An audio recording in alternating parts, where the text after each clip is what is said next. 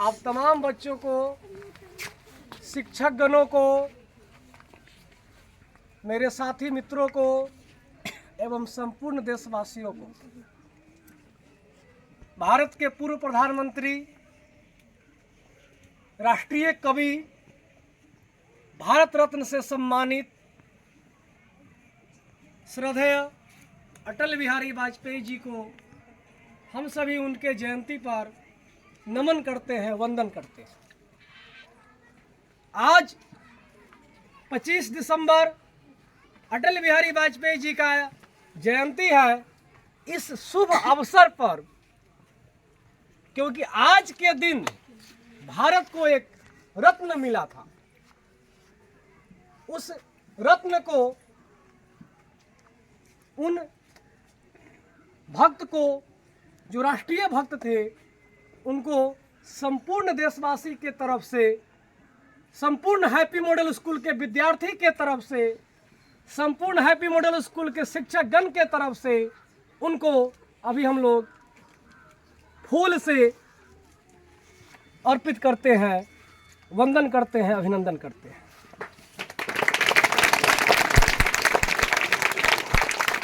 माननीय अटल बिहारी वाजपेयी जी के बारे में हमसे पूर्व हमारे वक्ताओं ने, हमारे साथियों ने इनके ऊपर बहुत सारी बातें कही, इनके व्यक्तित्व पर प्रकाश डाला। उन्होंने देश के लिए अपनी संपूर्ण जीवन की कुर्बानी दे दी। बहुत ऐसे मौके पर कलेजा का परिचय देते हुए उन्होंने देश हित में काम किया। भारत के एक बहुत बड़े लड़ाई, जो ऐतिहासिक लड़ाई हुई थी पाकिस्तान से, 1999 का कारगिल युद्ध। सीतामढ़ी जिला में कारगिल चौक भी होगा, सब जानते हैं, उसी लड़ाई का एक परिणाम था। उस कारगिल के युद्ध में भारत के सामने बहुत बड़ी चुनौती थी। पाकिस्तान से युद्ध चल रहा था।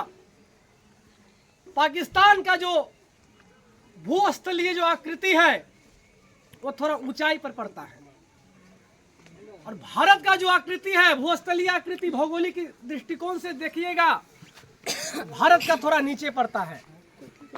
पाकिस्तान के सैनिक ऊपर थे, भारत के सैनिक नीचे थे।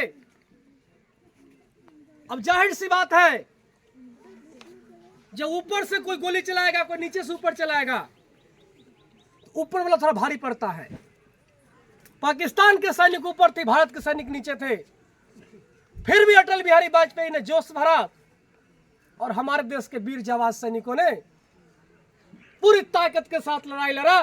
और आप लोगों को पता होगा कि वह परिणाम अंत में भारत ने पाकिस्तान को धो धो करके मारा था, और उसके घर में घुसा घुसा करके मारा था, और भारत वह लड़ाई को में विजय हुआ था। उस ऐतिहासिक लड़ाई के बाद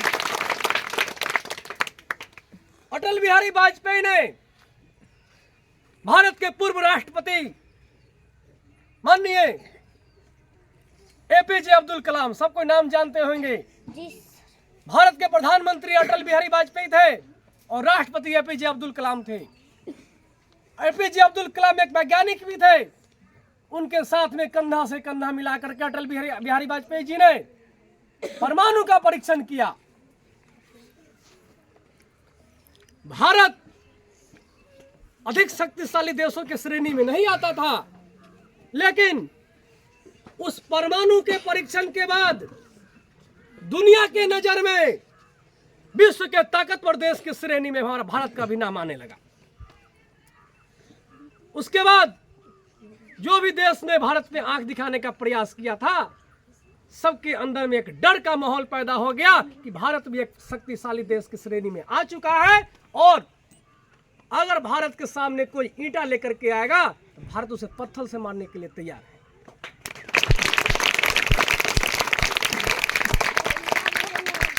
एक दो कहानी इससे पूर्व के वक्ता ने कहा था, उसको मैं एक बार दोहरा दूं। पाकिस्तान के एक बहुत ही सुंदर पत्रकार थी। उन्होंने हास्य हास्य रूप में, चूंकि अटल बिहारी वाजपेयी एक कवि भी थे, उनसे पूछ दिया कि वाजपेयी जी मैं आपसे शादी करने के लिए तैयार हूँ, लेकिन मुंह दिखाई में मुझे कश्मीर चाहिए। पाकिस्तान की वह पत्रकार थी। वाजपेयी जी ने हंसते हंसते, देखिए प्रेजेंस ऑफ माइंड कितना तेज है, वाजपेयी जी ने हंसते हंसते मुस्कुरा कर कहा कि मैं भी आपसे शादी करने के लिए तैयार हूं, लेकिन मुझे दहेज में पूरा पाकिस्तान चाहिए।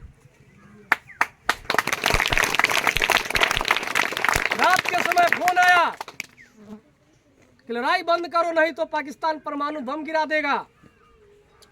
वाजपेयी जी ने कहा मैं आधा भारत खोने को तैयार हूं, लेकिन मैं आपको आश्वस्त कर देना चाहता हूं कि कल सुबह का सूरज पाकिस्तान नहीं देख पाएगा।